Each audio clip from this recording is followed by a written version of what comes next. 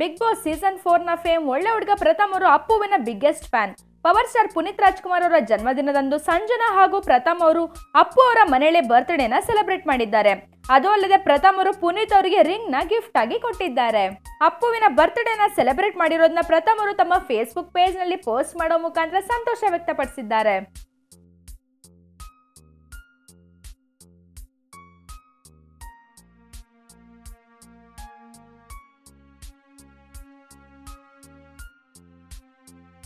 Video ಇಷ್ಟ ಆಗಿದ್ದಲ್ಲಿ like ಮಾಡಿ, ಶೇರ್ ಮಾಡಿ, ಕಮೆಂಟ್ ಮಾಡಿ ಮತ್ತು ನಮ್ಮ KFIಗೆ ಸಬ್ಸ್ಕ್ರೈಬ್ ಮಾಡಿ.